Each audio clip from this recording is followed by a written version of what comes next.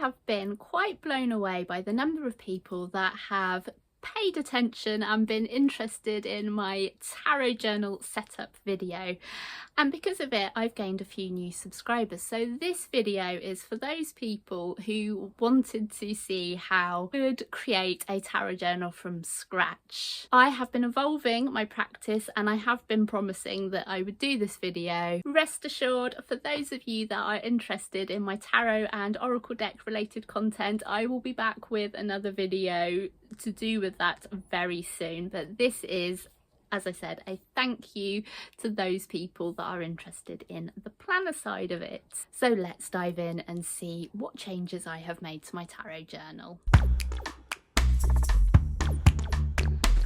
Hello there, whether you are new or returning, welcome back to my channel. But first, how do you record your tarot readings? Do you like to keep a journal? Do you create one from scratch?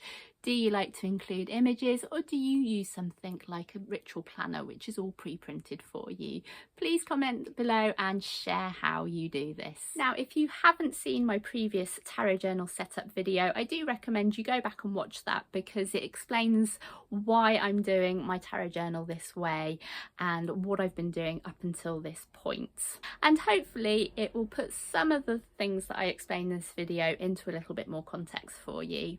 So the first change that I've made to my tarot planner is the size of my cards. Up until the end of March, I was working with a space of 4 dots across by 4 dots down, and I knew I wanted to make them bigger. In fact, I think I mentioned this in my previous video, and so I did spend a little bit of time to test out what size these should be. I settled on this one, which is 7 dots across by 9 dots down. This is really the biggest size I could go to just about fit a Celtic's cross spread across a double page, and I've done this a couple of times now. Had I gone any bigger, then I wouldn't have been able to have placed them from top to bottom. These cards just simply would have gone off the edge of the page. So if you're interested in trying out this method, know that 7 across by 9 dots down is probably the biggest you can go in terms of doing the bigger spreads.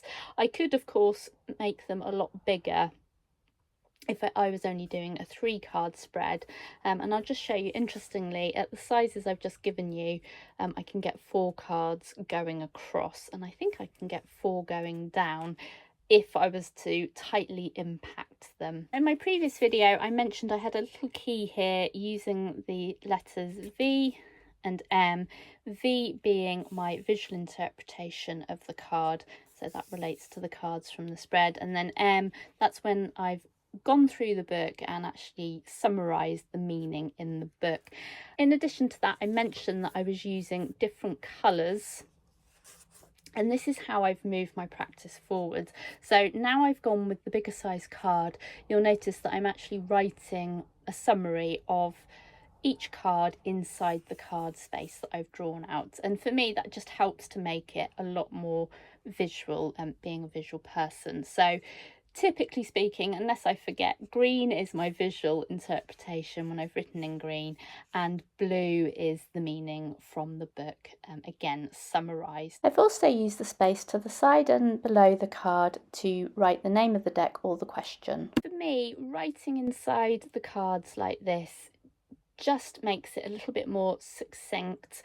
I found that using my old method where I was writing information around the cards, it just made it a bit more disjointed. Being a visual person, this is a lot more accessible. Now you will notice from time to time, if there's a really clear message coming through from the cards when they're all echoing the same kind of meaning, then I do write a summary at the bottom here to sort of really get the essence of what that reading is telling me. Something I started the other day, I've only done it once, but the message was so strong and clear, I actually wrote a summary, a message or an affirmation if you like, to summarize the key essence of the message from the reading, something that I felt that I needed to remind myself on that particular day. And you can see here it says, "You are good enough, you just have to believe it."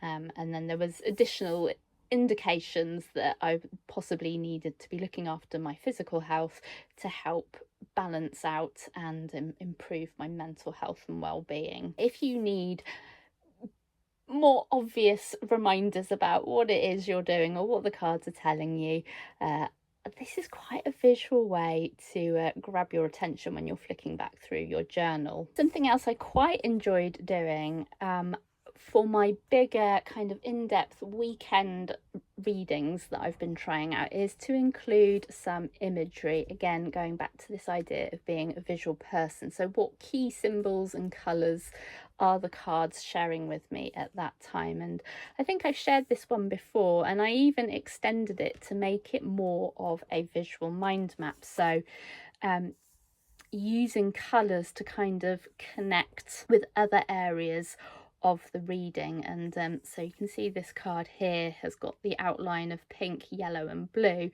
and then I've sort of drawn arrows or indicated where that information is being picked up elsewhere in the reading. I got this idea, well, I'd kind of been thinking about doing it anyway, but I'd watched a video from the lovely From Anna, who also does a lot of visual tarot journaling, from looking at her journal, and she'd incorporated images, and it was a real prompt to help me give it a go. Obviously I don't always have time to do that. It does make the journal a little bit more interesting, and you know, makes these spreads a little bit more stand out other than when it's just written. And I guess that's just the result of being a visual person. I'm naturally drawn to images rather than vast amounts of text. No one else is going to see your drawings, and if you think that's going to help you, then yeah, give it a go. Just to give a little bit more insight to the use of images, I was exploring including the images primarily with the significator cards. So this was all about a transition spread. So I pulled some cards from the decks I was working with, which all had kind of a death as in rebirth or transition theme to it. And it was quite interesting to see that the cards that I'd pulled had a running visual theme from them. So obviously the rose from this was my RWS, this is my textured tarot, and the rose oracle here, which you'd expect to have a rose on it, and from my Season of the Witch deck, which was the Letha deck, there were flowers also. So really this idea of blooming into a beautiful flower. It's also quite interesting to note that we had some moons echoing each other in these cards here. So if you're forgetting what the purpose of the reading is, for me, by adding the images, then it's just a very instant clue as to what was going on in that reading. As always, I do really appreciate you choosing to hang out with me today and to see how my tarot planner has evolved over the last couple of months. I hope you found the suggestions useful, and if you've tried any of these ideas out or you're going to try any of them out, do comment below, and of course give it a cheeky like if it's something that you are interested in. I hope whatever you do today, you manage to find some peace and joy, sending lots of love. I'm Sally, this is my channel, Vaudeville Manor, House of Art and Tarot. Bye bye.